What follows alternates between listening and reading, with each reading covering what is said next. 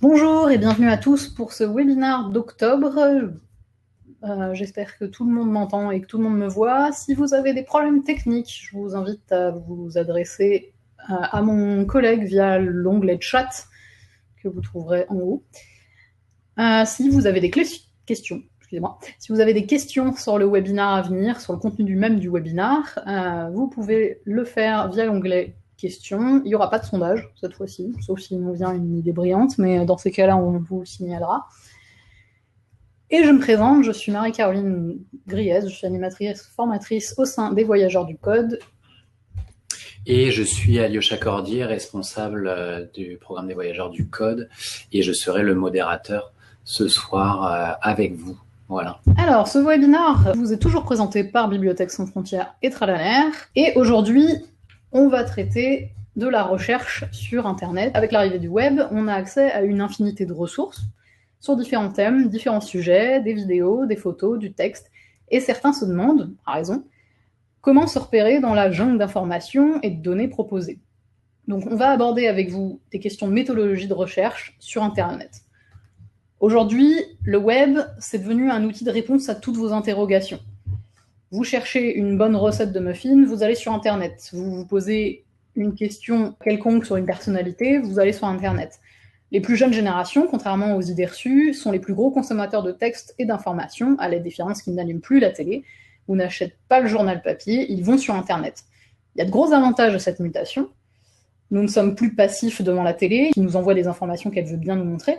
Nous sommes actifs dans notre recherche d'informations sur le web, qui nous offre une pluralité de points de vue, de sources, etc.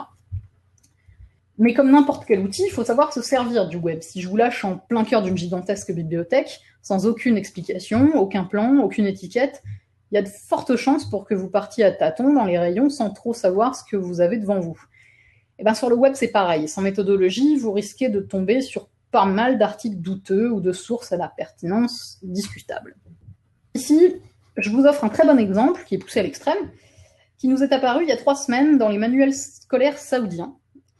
Donc, d'après le New York Times, les manuels scolaires saoudiens présenteraient une photo du jour de la création de l'ONU en 1945, avec aux côtés du roi, Maître Yoda, comme vous pouvez voir sur l'écran. Et donc l'erreur prête à sourire, mais elle est assez symptomatique de l'utilisation qu'on a du web. Avec Internet, tout est rapide, très rapide, et nous ne prenons pas souvent le temps de formuler correctement une recherche et de vérifier les sources d'un article, d'une photo, d'un texte, etc. Si le concepteur du manuel avait pris 5 minutes pour vérifier l'origine de la photo, il aurait vu qu'elle provenait du site de l'article Shawesh, qui mêle pop culture et photo historique. Mais alors, quelles sont les méthodes de recherche sur Internet? Comment on peut ou non se fier à un article ou à une ressource quelconque? Vous allez voir, il y a des réflexes de base assez simples à assimiler. Donc d'abord, comment utiliser un navigateur? La question, elle paraît très très bête comme ça, mais il y a des petites choses qu'il faut quand même garder en tête. Commençons par le commencement. La recherche via un navigateur. Aujourd'hui, Google s'est largement imposé comme le navigateur de référence. On reviendra dessus plus en détail lors d'un webinaire sur la protection des données, mais sachez que d'un navigateur à l'autre, le fonctionnement et l'utilisation faite des données ne sont pas les mêmes. Pour une même recherche, on aura des résultats différents selon les navigateurs choisis. Pour une recherche résultats variés, il est conseillé d'utiliser au moins 2 navigateurs différents et de supprimer l'historique et les cookies de son navigateur de temps à autre afin d'obtenir des résultats moins orientés. Pour ceux que ça intéresse, voici une liste de navigateurs dits éthiques qui vous offriront d'autres résultats que ceux proposés par Google. Je précise que dans cette liste de moteurs de recherche, vous avez aussi bien des moteurs de recherche, donc type Google, que des métamoteurs, ce qu'on appelle. Donc les métamoteurs, c'est un moteur de recherche qui puise ces informations à travers plusieurs moteurs de recherche généralistes. Maintenant, on va parler de ce qu'on appelle les opérateurs booléens. Les navigateurs sont conçus pour comprendre un certain nombre de symboles ou de termes qui faciliteront vos recherches. Je ne vais pas tous les énumérer ici, mais je peux déjà vous donner les plus basiques et les plus utilisés.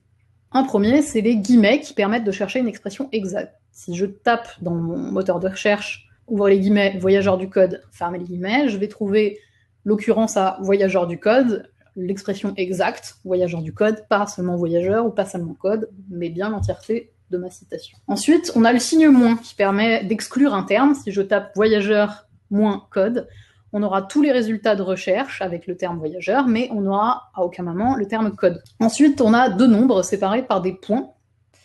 Donc là, ça permet de chercher une fourchette. Par exemple, si vous tapez smartphone 200 .400 €, ça liste tous les téléphones compris entre 200 et 400 €. Ensuite, vous avez le terme AND, qui exclut les pages ne contenant pas des termes spécifiés. Voyageur, N, code, va vous chercher toutes les pages contenant voyageur et code. Vous avez l'astérix, qui est souvent utilisé pour connaître l'intégralité d'une phrase ou d'une expression. Si vous avez oublié comment s'appelle le nom du programme, vous pouvez taper voyageur astérix, et le moteur de recherche va se charger de finir la phrase à votre place en vous proposant voyageur du code, voyageur du monde, tout ce que vous voulez. Ensuite, vous avez OR, l'opérateur qui permet de chercher un terme ou un autre, et pas les deux, donc voyageur hors code. Vous aurez un des deux termes dans vos résultats. Ça, c'est les plus utilisés. Vous avez remarqué une petite chose, c'est que ces opérateurs booléens, et le terme vous dit peut-être quelque chose pour ceux qui programment un petit peu, on les utilise effectivement dans vos programmes. C'est des termes qui sont propres à la programmation et qui peuvent être utilisés finalement pour des recherches de tous les jours. Donc voilà, vous avez tapé votre mot-clé de vos recherches, vous utilisez les symboles adéquats. Maintenant, vous voilà avec une liste de résultats, donc il n'y a pas de secret ici, il va falloir les éplucher et ouvrir les sites pour savoir si oui ou non les ressources vous conviennent. Mais avant ça, vous pouvez déjà en apprendre un peu plus sur le type de résultats qui s'offre à vous en regardant les URL.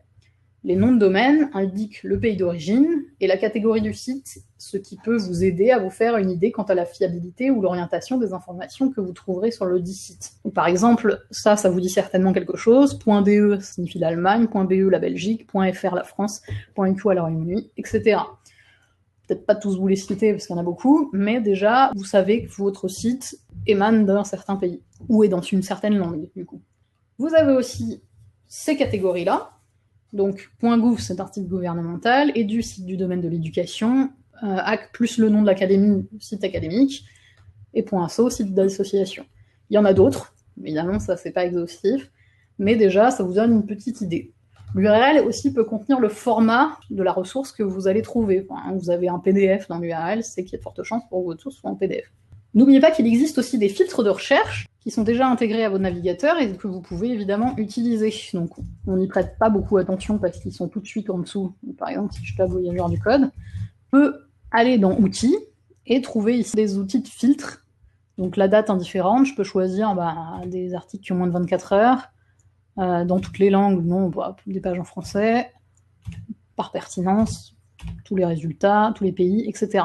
Pour les images aussi, ce qui est intéressant, vous avez le droit d'usage. Et ça, c'est quand même vachement bien dans vos ateliers. Vous avez évidemment des sites qui sont dédiés aux images libres de droit, comme Pixabay, mais vous pouvez aussi faire des recherches via Google, via un moteur de recherche, n'importe lequel, et demander à filtrer que les réutilisations autorisées. Ça vous permet d'avoir, donc là, il n'y en a pas, mais ça vous permet d'avoir des images qui sont libres de droit et qui ne vous poseront pas de problème pour la réutilisation.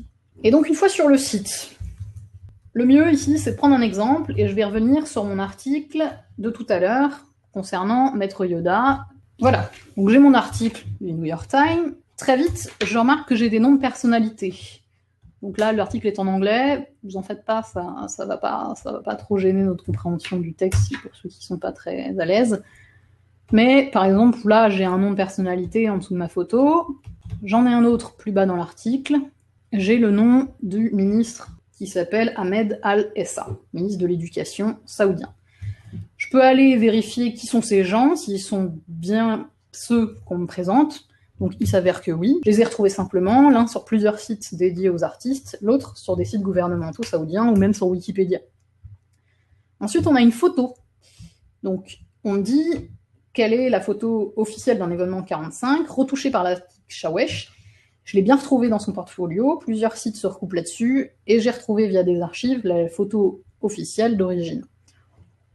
On peut se rassurer ou être déçu, Maître Yoda n'était pas là lors de la création de l'ONU, et enfin, j'ai dans l'article plusieurs liens qui me renvoient directement vers les sources citées. J'ai aussi une citation du ministre qui s'excuse sur Twitter. Est-ce que cette citation est bien exacte ? Je peux aller vérifier, je clique dessus, et là, je tombe bel et bien sur le Twitter du ministre. Il y a de très fortes chances pour que le New York Times ne se trompe pas là-dessus. Vous voyez comment j'ai procédé. Très vite, j'ai recoupé les ressources qui s'offraient à moi, je suis allée vérifier les photos. Dans certains cas, la date peut être importante. Par exemple, si vous avez un article qui dénonce un certain événement et que l'article s'est écrit avant, on peut se douter qu'il y a un problème.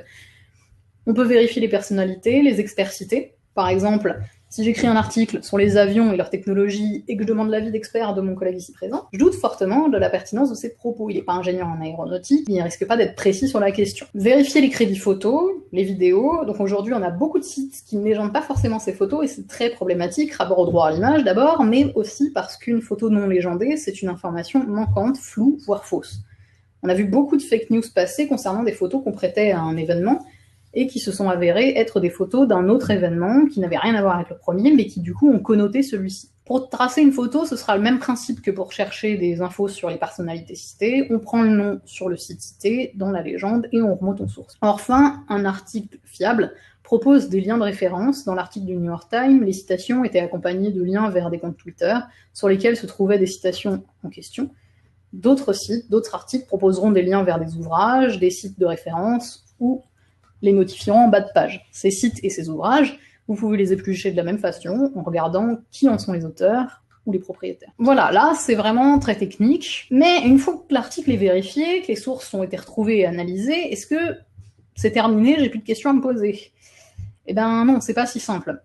Que vous soyez devant un texte, une vidéo ou peu importe, vous êtes devant une information proposée par un individu isolé ou un groupe de presse qui obéissent à leur propre vision des choses ou à une ligne éditoriale et ils en sont parfois appuyés leurs informations de sources orientées de la même façon. Le mot information parle de lui-même. Il vient du latin informare, qui signifie donner forme ou se former aux idées d'eux. Une information objective n'existe donc pas, tout média est ancré dans un contexte. Pour un même fait, plusieurs sites proposeront une pluralité de traitements de ce fait et proposeront une pluralité de points de vue. Est-ce que l'information en devient fausse? Non, mais elle sera orientée en fonction de l'édito du journal, des valeurs du média que défend, du contexte dans lequel il évolue, etc. Par exemple, on est dans un système capitaliste, nos journaux de référence évoluent dans ce système. Il n'y a donc à aucun moment une neutralité de l'information qui nous est donnée. Cette subjectivité, elle se ressent jusque dans le choix des photos. Sur Internet, on consomme énormément d'images, mais elles ne sont pas forcément gages de neutralité. Prenons un exemple. Ces photos ont été prises lors de manifestations qui ont fait beaucoup parler. On a deux photos, une prise par un partisan et l'autre prise par un opposant à la manif pour tous.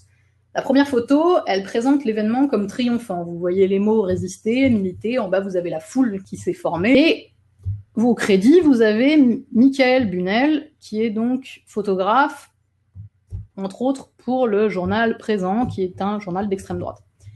À côté, vous avez une photo donc, qui a été proposée par Bobby, qui a travaillé notamment pour le journal Libération, qui montre un personnage isolé, vieillissant, devant un panneau avec marqué « Quoi de neuf au Moyen-Âge », qui ridiculise du coup les pensées du monsieur qu'on devine, ainsi que les pensées et les idées défendues par la manifestation. Donc, une fois que vous avez vérifié les sources de vos ressources, il convient donc de se renseigner sur l'origine du site que vous visitez. À qui appartient-il? À quelle ligne éditoriale obéit-il?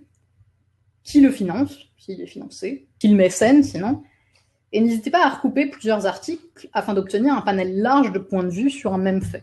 Enfin, comment aborder ça dans un atelier? Eh bien, simplement, en général, c'est un sujet qui intéresse, à partir de 14-15 ans, vos participants, qui deviennent pour la plupart de gros consommateurs d'informations en tout genre, que ce soit via les vidéos, du texte, des images. Ils se posent beaucoup de questions sur la viabilité des informations qu'on leur propose. Donc, ce que vous pouvez faire, c'est proposer des petits jeux, par exemple, la recherche de faux articles. Je vais vous présenter un lien tout à l'heure qui propose plein d'articles tirés par les cheveux, qui sont des faits divers, pour le coup vérifiés. Vous pouvez choisir dans le lot de ces articles un certain nombre de ressources et leur proposer aussi des articles émanant du Gorafi, qui est pour le coup un journal parodique et faux, et eux devront chercher les sources pour voir lequel de ces articles est un faux. Vous pouvez aussi, pourquoi pas, leur proposer de réaliser une vidéo sur un sujet qui leur plaît et ils devront sourcer correctement leur sujet. Enfin, on n'est pas sur des ateliers de programmation ici, mais peu importe, vos ateliers peuvent aussi se tourner autour de sujets plus larges, tout aussi importants dans notre société actuelle. Je vous laisse un peu à votre imagination pour trouver différentes techniques. J'ai parlé de vidéos, on peut évidemment leur faire écrire un article sourcé ou pas. Vous pouvez vous amuser à leur faire créer des fake news, pourquoi pas. Je vous laisse libre de votre imagination. Notre webinaire, il va bientôt toucher à sa fin. Je vous présente déjà un petit article du Monde qui est paru il y a quelques temps, quelques jours. Il date de, il y a une semaine, deux semaines, sur des lycéens qui apprennent à débusquer les fake news via des petits ateliers. Ensuite, vous avez l'Acrimed, qui est un observatoire de médias et qui propose de déblayer un peu tous ces articles qu'on peut trouver, d'essayer de vérifier un peu les sources, etc., qui est intéressant. Vous avez un dossier du ministère de l'Éducation nationale qui est plutôt bien fait. Alors, j'ai pas tout regardé, mais les quelques articles sur lesquels je me suis appuyée sont plutôt intéressants et bien faits. Et vous avez à juste titre, qui est donc le Tumblr dont je vous ai parlé tout à l'heure, qui peut vous servir pour vos ateliers et qui recoupe tous les articles un peu bizarres qu'on va trouver dans les médias généraux. Par exemple, un individu ivre monte sur le mur de la prison pour discuter avec un détenu. Voilà, donc vous allez trouver plein de petits titres comme ça et qui peuvent vous permettre, du coup, d'alimenter vos ateliers.